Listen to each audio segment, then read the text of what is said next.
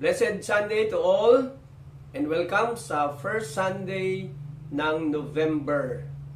So, ibig sabihin, next month ay December na. Sa ating bansa, ang November 1 and 2 ay okasyon upang alalahanin ang mga namatay nating mahal sa buhay. For the next 2 weeks, I shall be preaching on the topic of good works. Parang walang koneksyon. Meron. Ang sabi kasi ng Bible, faith without works is dead. So my main objective sa series na ito, no, ay for us believers saved by faith and not good works would have the right understanding of good works in our life. Pwede kasing may spoiled tayo. Na parang yun ang nakikita ko ngayon, knowing we are not saved by good works. So not to be much interested in doing good works. Anyway, saved na naman tayo. Maraming Christians are proud to be one. No? To profess that he or she is a Christian. But do not understand that doing good works is essential in Christian living. In salvation, good works are not essential. But in Christian living, good works are important. So allow me to read Ephesians 2, 8 to 10. At kapag binabasa natin ang passage na ito, kadalasan humihinto tayo sa verse 9. No? Sabi rito kasi sa Ephesians 2, 8 to 10. For by grace you have been saved through faith, and this is not your own doing, it is the gift of God, not a result of works, so that no one may boast. Ayun, maliwanag doon, ano, sa mga dalawang verses na yun, ha? We have been saved by grace through faith. Sabi doon, this is not of our own doing, it is the gift of God, not a result of works, so that no one may boast. Tama yun, no? Pagdating sa ating kaligtasan, wala tayong bahagi. No? Yan ay regalong buo na ibinigay sa atin ng Panginoon, siyempre sa pamamagitan ng kamatayan ni Kristo sa krus ng Kalbaryo at ang kanyang pagkabuhay na maguli. Pero may kadugsong yun, may kasunod yun. At minsan ito yung nakakaligtaan natin. No? Tuloy ko hanggang sa verse 10. For we are His workmanship, created in Christ Jesus for good works.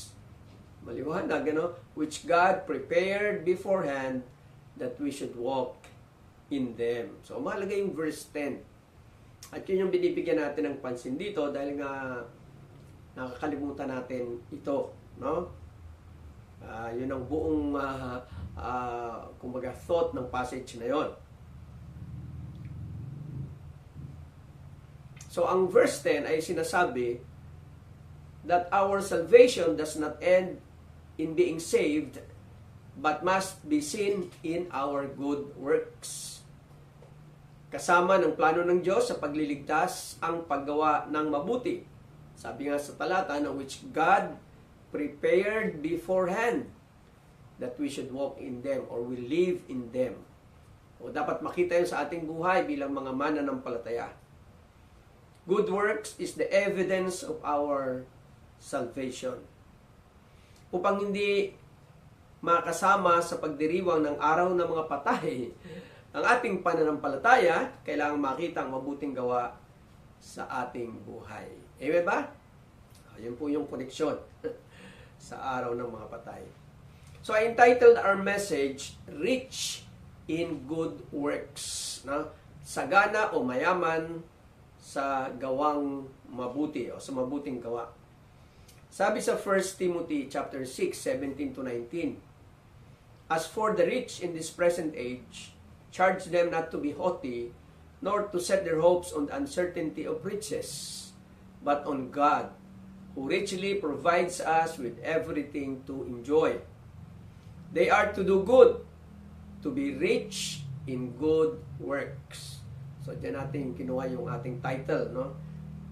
To be generous and ready to share, thus storing up treasure for themselves as a good foundation for the future, so that they may take hold of that which is truly life. Bagamat ang paalala ay ibinigay sa may mga kaya o mayamang kapatiran, no, dito sa passage na ito, ako'y naniniwala ng instruction na ito ay na maging mayaman sa mabuting gawa, hindi lang para sa mayaman. Ito ay para sa bawat isang mananampalataya, no? Kagaya ng sinasabi sa 2 Corinthians chapter 9 verse 8. Sabi rito, "And God is able to make all grace abound to you, so that having all sufficiency in all things at all times, you may abound in every good work." So, ang tinutukoy ni Apostol Pablo, yung mga kapatiran na sa province of Macedonia, na nung panahon na ito ay dumaranas din ng kahirapan. No? Subalit handang tumulong sa mga kapatiran sa Jerusalem. So, ibig sabihin, ang paggawa ng mabuti ay hindi lamang para sa may mga o sa mayaman o may kakayahan, pero sa bawat isang mananampalataya. Sa ating mensahe, pag-usapan natin ang 10 reasons why believers should be rich in good works. Kung bakit, mga dahilan kung bakit tayong mga mananampalataya ay dapat maging sagana sa paggawa ng mabuti. So ngayong umaga, pag-aaralan natin yung unang 4 at sa susunod na linggo, pag-aaralan natin yung natitirang 6. So unang dahilan na why we should be rich in good works. Number 1, we were saved to be zealous for good works. We were saved to be zealous for good works. Sabi sa Titus chapter 2 verse 14, "Who gave himself for us to redeem us from all lawlessness and to purify for himself a people for his own possession who are zealous for good works." Tayo ay iniligtas ng Diyos, yung salitang redeem us, no? Tayo niligtas ng Diyos upang tubusin sa kasamaan. Hindi lamang sa kasamaan, kundi sa kaparusahan ng kasamaan o kasalanan. At banalin. So, sabi rin nga nito ay to purify. Upang maging kanyang pagmamayari as his own possession na nakikita ang kasigasigan sa paggawa ng mabuti. Ang kasigasigan, that's the word, zealous in doing good works. Ang mabuting gawa ay isa sa mga marka ng pagiging tunay na mananampalataya. Hindi ito pwedeng ihiwalay. Ito ang nagpapaiba sa atin sa mga tao na walang Diyos o sa mga di mananampalataya. No? Kung bakit ano, yun ang ating distinguishing mark when we do good works. Sa makatuwid, ang mabuting gawa, ang normal na bunga ng ating kaligtasan. No? Kaya nga sinasabi sa Bible, sa James chapter 2 verse 17, alam natin ang James, aklat ng practical Christianity, no? Paano ipinapakita ang buhay pananampalataya. Sabi dito sa verse 17, "So also faith by itself, if it does not have works, is dead. But someone will say, you have faith and I have works. Show me your faith apart from your works, and I will show you my faith by my works. You believe that God is one. You do well. Even the demons believe and shudder." So kung ipagmamalaki lang natin na ako'y nananampalataya, sabi niya, kahit ang mga demonyo nananampalataya din at nanginginig pa. No? Sabi sa verse 20, "Do you want to be shown, you foolish person, that faith apart from works is useless?" Kaya nga itong naisip kong mensahe sa panahon na ito ng pag-alala sa mga namatay, no? Kasi nga ang pananampalatayang walang gawa ay patay. Ayon dun sa binasa natin sa Titus 2:14, no? Hindi lamang tayo dapat gumawa ng mabuti, kundi masigasig sa paggawa ng mabuti. So, hindi lang basta gumagawa, no? Zealous, masigasig, no? Sabi nga bilang mananampalataya, kinakarir natin ang paggawa ng mabuti. Hindi natin pinalalampas ang anumang pagkakataon na makagawa ng mabuti. Dalawang bunga ng Banal na Espiritu sa ating buhay ay goodness and kindness. Na malaki ang kaugnayan sa paggawa ng mabuti. Goodness ay yung kagandahang loob na nasa loob, no? Na nagtutulak upang magpakita ng kabutihan na tinatawag nating good works. So ito'y paggawa at pagkilos din ng banal na Espiritu, ang mabuting gawa. No? So dapat nating tandaan, unang dahilan, we were saved to be zealous for good works. So may bahagi ang mabuting gawa sa ating pananampalataya. Hindi para tayo maligtas, kundi para patunayan, ipakita na tayo ay mga tunay na ligtas. Kumusta kapatid? Ang ating paggawa ng mabuti sa kapwa. O tayo ba ay nahihinder ng ating pagiging makasarili o ng mga sarili nating pangangailangan na ang ating katwiran may pangangailangan din ako. Kanya-kanya na lang tayo. Hindi dapat yan marinig sa isang mananampalataya. Pangalawang dahilan o second reason, we were created in Christ to do good works. Ephesians chapter 2 verse 10. For we are His workmanship created in Christ Jesus for good works, which God prepared beforehand that we should walk in them. No, yun yung buhay na dapat nilalakaran natin, no? Na nakikita sa ating buhay ang paggawa ng mabuti.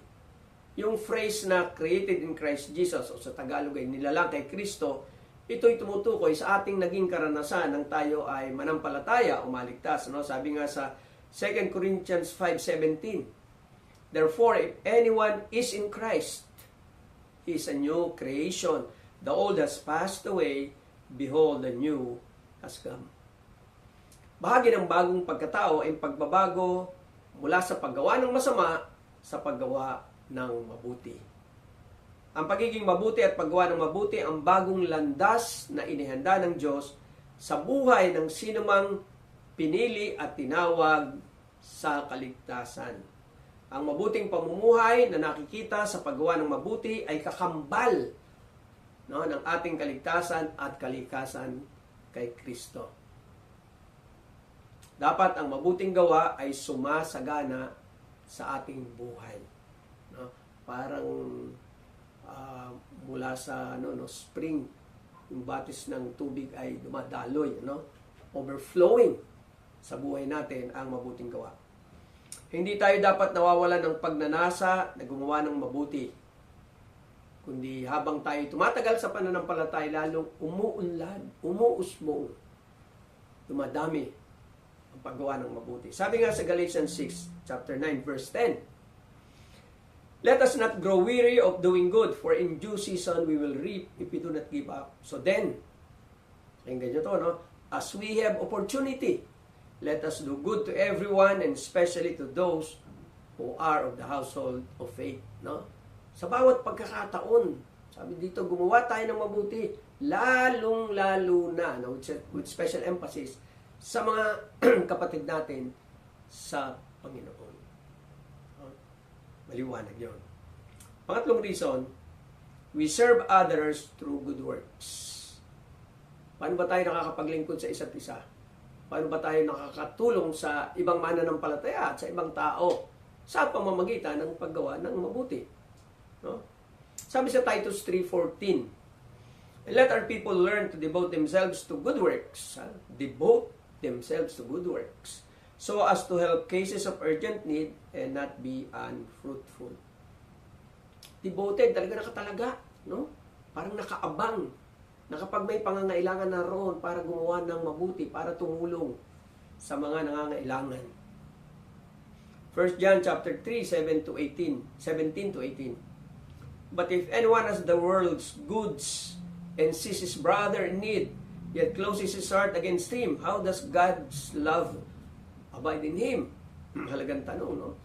Kung nakakita ka raw ng kapatid na may pangangailangan at ikaw ay may kakayahan tumulong at wala kang ginawa, sabi pa, paano ang pag-ibig ng Diyos nananahan sa'yo? Little children, let us not love in word or talk, but in deed and in truth.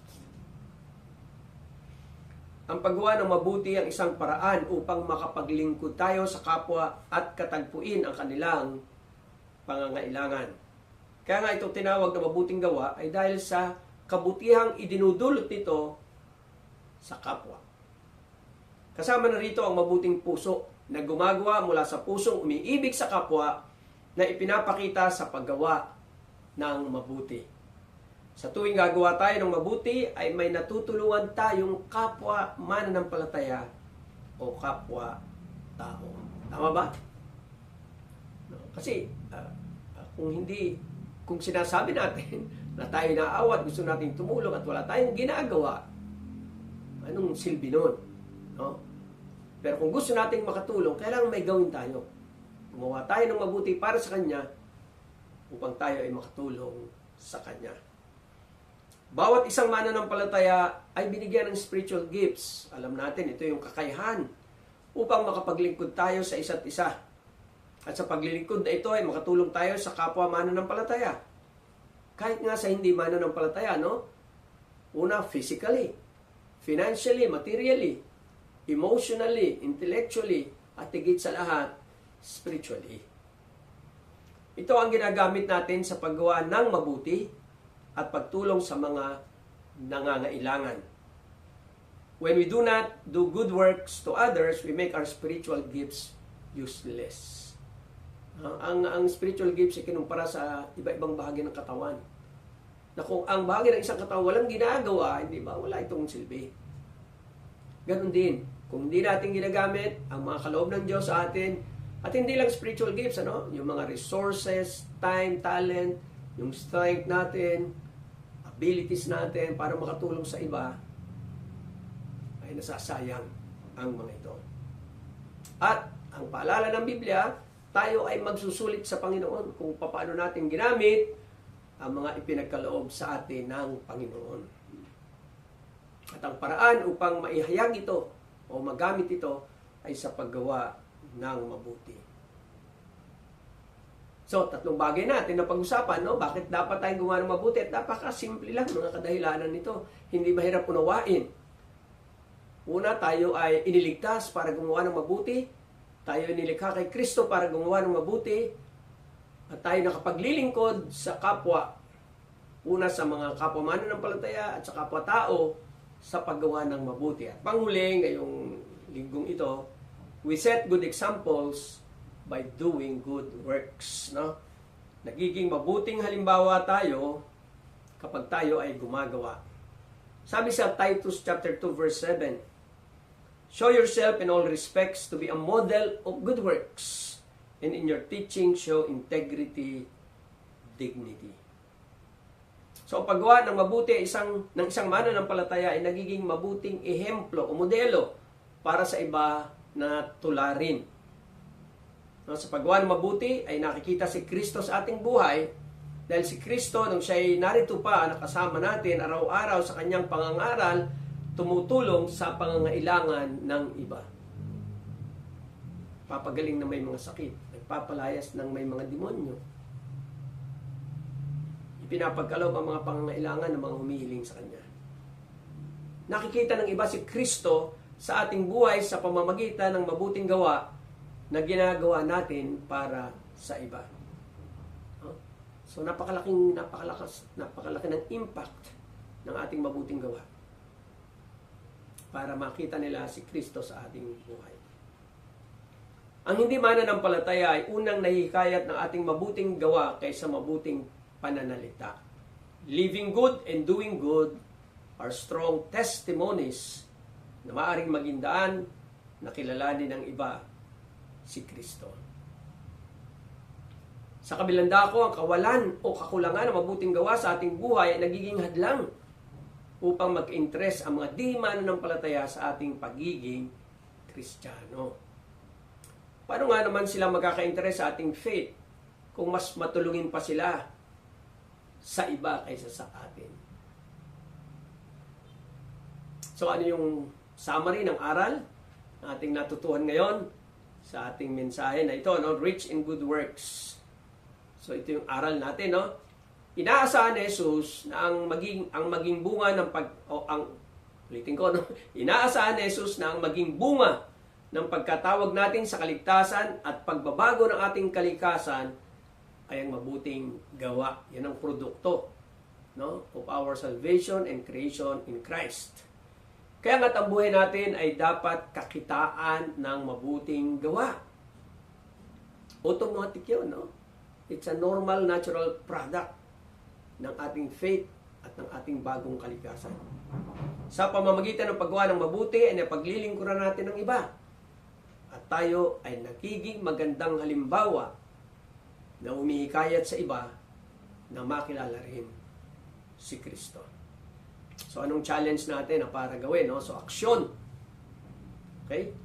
Ako ay magsisikap na sa bawat araw ay mayroon akong mabuting gawa na maibahagi sa iba bilang misyon ng aking pagiging isang mananampalataya. Ulitin ko yan, no? Ako ay magsisikap na sa bawat araw ay mayroon akong mabuting gawa na maibabahagi sa iba bilang misyon ng aking pagiging isang mananampalataya. Napakagandang challenge po yan, no? Sisikapin kong patibayin ang aking patutuo bilang Kristiyano sa pamamagitan ng paggawa ng mabuti. Mga kapatid sa Panginoon, kung may isang katangian na magpapalutang ng ating pagiging tunay na Kristiyano ay ang paggawa ng mabuti. Kulang ang ating mga salita na tayo ay mananampalataya o ligtas kung walang kakibat o kasama ito na mabuting gawa. Sa araw-araw ng buhay, imulat natin ang ating mga mata na maging aware tayo, no, sa mga pagkakataon na maaari tayong makagawa ng mabuti. Nawa, beloved in the Lord, sa ating simpleng pag-aaral na ito, maging isang layunin ng ating buhay yan, ano? Na hindi lamang tayo maging mayaman sa mga bagay-bagay sa buhay, kundi higit sa lahat ay maging mayaman tayo sa paggawa ng mabuti. Tayo manalangin. Ama, salamat po sa inyong paalala sa amin na kami iniligtas mo, kami inilikha mo in Christ. So, binago mo ang aming kalikasan upang makita po ang bunga ng mabuting gawa sa aming buhay. So Lord, minsan inaamin namin, nagiging maramot kami, o minsan ini-ignore po namin ang needs ng mga tao sa aming paligid kasi nga medyo masyado kaming nakatuon sa aming sarili, sa aming pangangailangan. Dahil iniisip namin, sino po bang unahin namin kung doon sarili? Maaaring tama naman yun, siyempre alagaan ang sarili. Pero hindi naman dahilan yun para isara namin ang aming mga mata sa mga maraming nangangailangan sa aming paligid, Panginoon. Kaya Lord, tulungan mo kami na kung may isang kayamanan na gusto namin makita sa aming buhay is to be rich in good works. Salamat po sa inyong paalala sa amin. Pagyamanin niyo ito sa aming mga puso. Sa pangalan ni Jesus. Amen.